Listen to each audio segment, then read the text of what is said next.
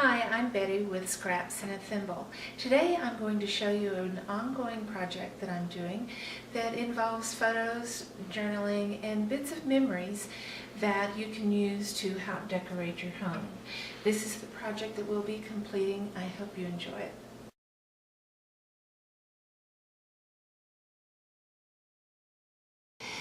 Today I'm going to show you how I am preserving this memory of my grandmother. We're going to make something I call a snippets. A snippet is a small bit of something. So it's just a project that is going to give us a little bit of my memory of my grandmother. So some of the things that we're going to be using is, first of all, we're going to put this on chipboard. This is the medium weight chipboard that I used. So what I'm doing is I'm using 4x8 pieces of this chipboard. What you'll need to do is cut 4 inches down the whole length of the chipboard. Then you set that to the side, cut the rest of the chipboard in 3 pieces. Then you can take the one that you set to the side and cut 4 inches off of it, and you'll end up with 4 boards that you can use for snippets. And I say set this one to the side because if you do like I did, you'll just get happy with your cutting, and I ended up cutting 3 pieces and I didn't get 4. So this way you will get 4 out of your chipboard. Another thing that I did was I printed my photos for this project on matte paper. The original photograph did not have any gloss to it. It's an old photograph and they weren't shiny like ours are now. So I wanted to keep that feel after scanning this and printing it out. I think the matte gives it a little bit more of an antique feel. The backing that I used for my project just came from a store, came from Walmart as a matter of fact, in their craft department. There's a lot of gorgeous pictures in here that are great for a small project like this. Another piece of paper that I'm going to use today came out of this stack. I got this at Joann Fabrics with my 40% off coupon, so use those coupons. There are a couple of other papers, and then we're using a little bit of ink and some different cardstock. So what I want to do first is, I've done this to all of the papers that need it, but you can see when you tilt this photo to the side, because I've cut it, there's this white edge of the paper. So I'm taking just some antique linen distress ink by Tim Holtz, and I'm rubbing it back and forth, getting all that white where it doesn't show.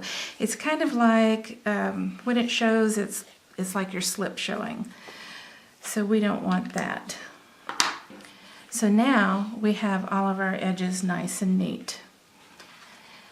So what I'm going to do first is I'm going to cover my 4x8 piece of chipboard. I've already applied the score tape so that you didn't have to sit and watch me apply all of this and then peel it. So we're going to do this. This is always a challenging part for me. I don't get my fingernails under there very well. So take your time and get all of that off. I've put the score tape as close to the edge as I possibly can because I want this to really hold. I want people to be able to pick this up and take the pictures out and look at it. I want to be able to put several of them in a box where we can keep it and have a collection. Then I can take this and put it on the mantle and have my memory out there in the open. So the way that I look to size things is I wanted quite a bit of border around this. I really set it off. So we're going to apply this photo on here. One thing that you might keep in mind is that after you are working on your project, to take one of those cloths that they give you to clean your glasses or the screen on your navigation unit in your car, take that and rub over that picture and get all of the oils off of your photo from your hands. So we're going to set this to the side. That's going to end up going right about there. So we're going to set that piece to the side. Now the next piece we're going to work on is a pocket where I'm going to place some additional photos. So with this pocket, I took and I talked about my memory, and I printed it in brown ink because I thought it would go with this. I did find a gorgeous kind of a peach that goes through this. I love this because it looks like wallpaper in my grandmother's house. So we're going to take this little paragraph here so that we can explain the reason why we made this snippet. And what I'm going to do is I'm going to take this and I'm just going to eyeball it and put it down. Now I'm going to use a little bit of a mint green ribbon to pick up the green in that photo, and I'm going to put it across there. So I'll show you how I apply this score tape to ribbon. There's a bit of a trick to it. So what I do is, especially when I'm working with longer pieces, I get that long piece hanging down, that tail hanging down here, and I start at the top, and this is the back side of the ribbon, and I lay that ribbon on there. Then with these two fingers, I grab that ribbon, pull it taut, and push the score tape onto that ribbon. Then it's a little trickier getting down to the next section. You have to be careful. If you get that ribbon going wobbly on here, it will not straighten out on your project. So be very careful to get that on there straight. So then we're going to peel that off, and again we're just going to eyeball that, give it a little extra dimension. Now I'm going to fold that ribbon back behind there, so I really don't want that much bulk. I plan on making a box, which I will show in another video. So I don't want that too much bulk in there. I'm getting plenty of bulk as it is. So I'm just going to fold those around and stick that down, and that looks really nice. It's going to look great on there. So we'll set that to the side also.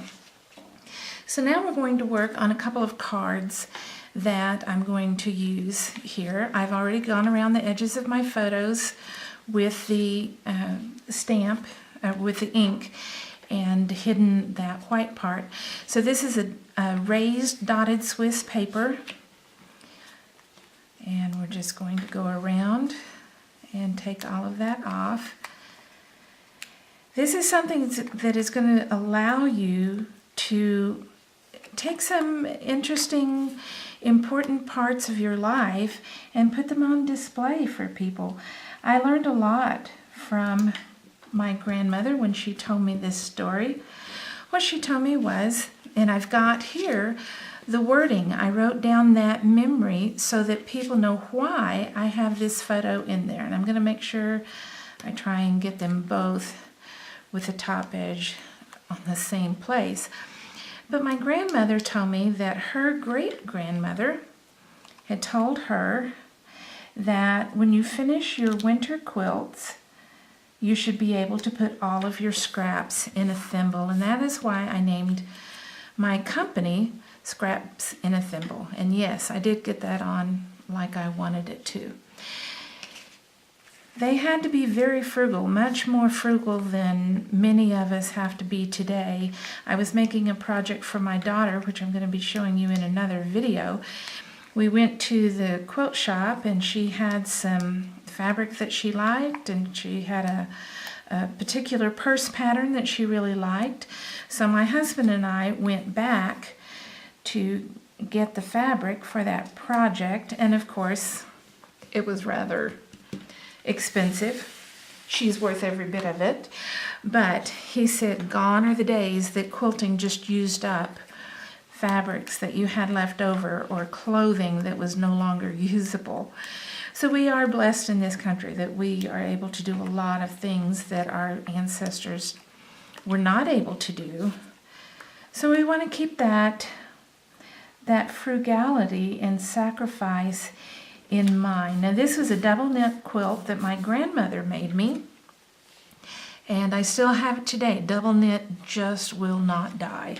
So, all right, so we've got those photos. I actually have one more photo that I'm going to put in here a little bit later, but not at this time.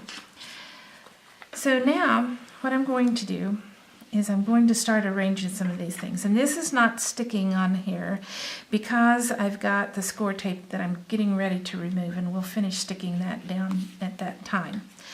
So now I'm going to take my photo, and this is something that I learned from my oldest daughter, who is quite an avid amateur photographer.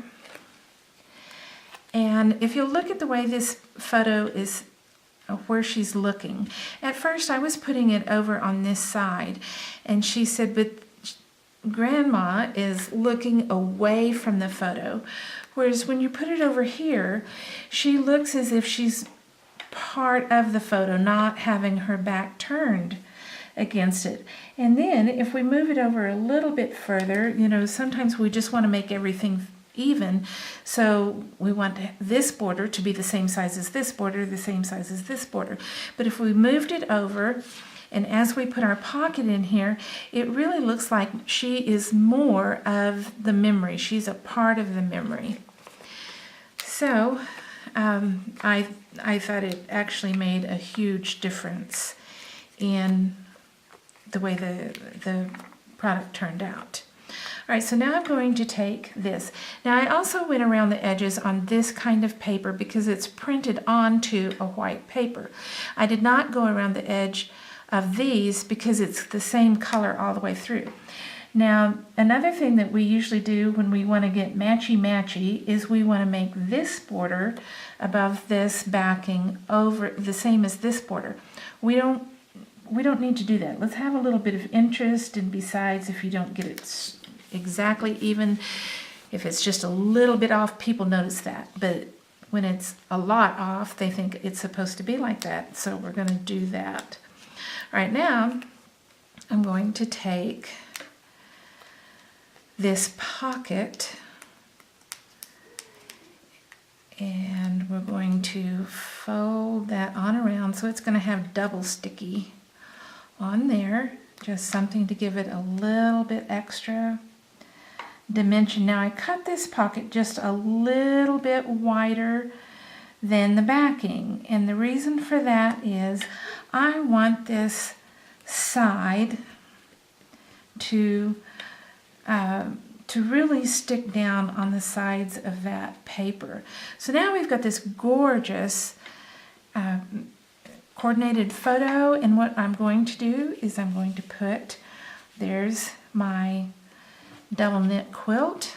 Here is my quilt, and the story behind this quilt is one grandmother gave the scraps to one great-great-grandmother gave the scraps to another grandmother, and she made it. So they both collaborated on that, and I put my grandmother's, both great-great-grandmother's names, my grandmother, and my mother, and myself. So it gives a little bit of the lineage, and I think actually there I need one more generation, so I'll have to go back and fix that one. So I can put that together. Now I have something that is really nice that I can put on an easel and put it on the mantle or by a lamp and have a great memory and a great conversation piece.